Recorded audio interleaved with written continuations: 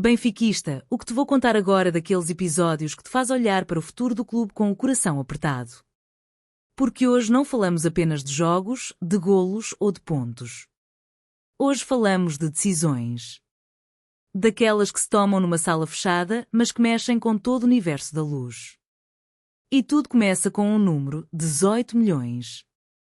Um valor que pode decidir se um nome fica ou sai. Um número que está a dividir opiniões. Mas isto é só o começo. Porque enquanto uns estão no centro das dúvidas, outros já têm o futuro quase resolvido e pedem desconto. Sim, leste bem.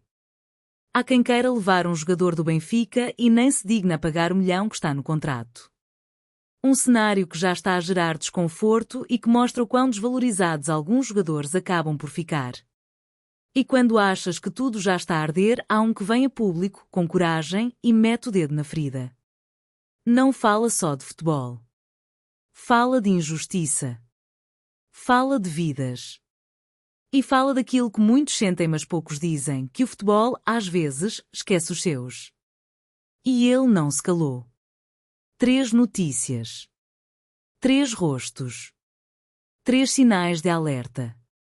O futuro está a ser escrito, mas será que estamos a prestar atenção? Zeki Amdoni.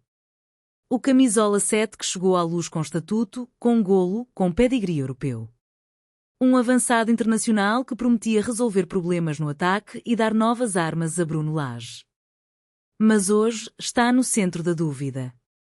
E o número que o prende ao futuro do Benfica é pesado, 18 milhões de euros. É esse o valor da cláusula de compra que o clube terá de acionar para manter. O problema é simples, mas profundo. Porque, por um lado, existe qualidade. Técnica, visão, golo. Mas, por outro, existe ausência. Falta de regularidade. Lesões. Desaparecimentos em momentos-chave. Amdoni fez alguns jogos bons, é verdade, mas nunca encheu campo. Nunca foi aquilo que o preço exigia. E é por isso que, cá fora, já se levantam vozes contra. Paulo Vieira, conhecido como alemão, disse com todas as letras: 18 milhões por um jogador irregular é demais.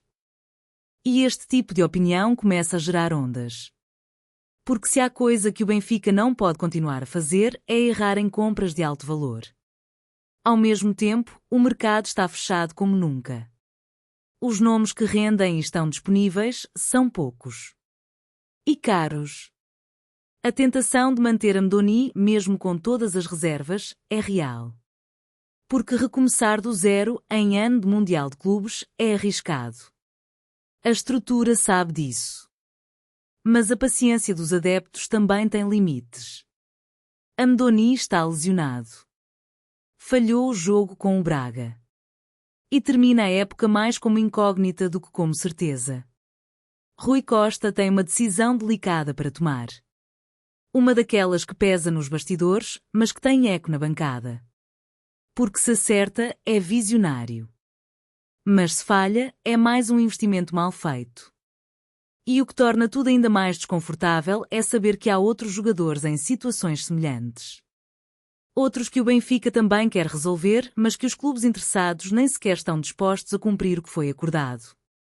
E sim, falamos de um jogador que, apesar de estar longe, ainda mexe com o clube. Porque se Amdoni está na dúvida por 18 milhões, há um que nem por 1 milhão querem pagar. E a cara da direção começa a ficar vermelha com essa falta de respeito. Soalim Meité. Um nome que já passou ao lado de muitos adeptos do Benfica, mas que continua a pesar nos cofres do clube.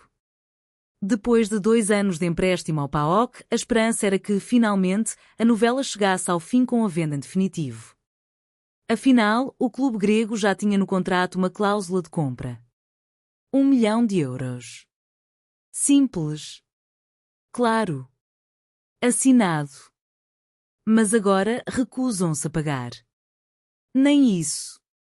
Nem 1 milhão. E ainda pedem desconto. O jornal Sport 24 revelou que o PAOK já iniciou conversações com o Benfica. Mas não para pagar o que está escrito. Para baixar o valor. Para renegociar. para levar o jogador por menos. E tudo isto porque o contrato de Meité termina em 2025. Sabem que o Benfica quer libertar o jogador. Sabem que Rui Costa quer fechar este dossiê. E aproveitam-se disso. Meité até quer continuar. O médio francês de 31 anos está confortável na Grécia, adaptado, com minutos nas pernas. Mas isso, por si só, não devia ser moeda de troca. Porque um contrato assinado é para cumprir. E o mínimo que se pede é respeito. Esta situação começa a criar desconforto sério na Luz. Porque se há coisa que o Benfica tem tentado fazer nos últimos anos, é valorizar ativos, proteger património. Mas quando se permite que um clube estrangeiro ignore cláusulas, negocie como quer, estica ao máximo a corda, a mensagem que fica é a pior possível. E é aqui que tudo se liga. Porque enquanto uns não pagam o que devem, há outros que estão na Luz e já pensam em sair. Porque veem este tipo de gestão. Porque sentem que a estrutura, às vezes, demora a decidir. E o futebol não espera. E um desses jogadores não se calou. Não ficou à espera. Veio a público. E expôs um problema muito mais fundo do que se imagina. Um problema que começa num país, mas que pode ter reflexos em toda a Europa. Kerem Aktürkoğlu. Um dos jogadores mais explosivos do plantel do Benfica. Um extremo que joga com emoção, que sente cada jogada, cada decisão, cada segundo. E que agora decidiu levantar a voz. Não foi contra um treinador. Nem contra o clube. Mas contra algo que afeta diretamente o futebol de base e que pode, a longo prazo, destruir carreiras ainda antes de começarem. Foi através das redes sociais que Aktürkoğlu reagiu a uma medida da Federação Turca de Futebol que quer limitar o número de jogadores com mais de 25 anos nos plantéis da terceira divisão do país. Só 5. Um máximo de 5 por equipa. Uma decisão que, segundo o extremo do Benfica, vai atirar centenas de atletas para fora do futebol. Vai cortar-lhes o sustento. Vai forçá-los a abandonar tudo aquilo por que lutaram. E ele sabe do que fala. Porque foi exatamente nessa divisão que começou a sua carreira.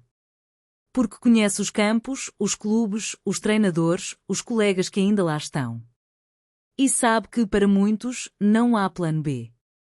Se não jogarem, não sobrevivem. Se forem excluídos pela idade, estão condenados.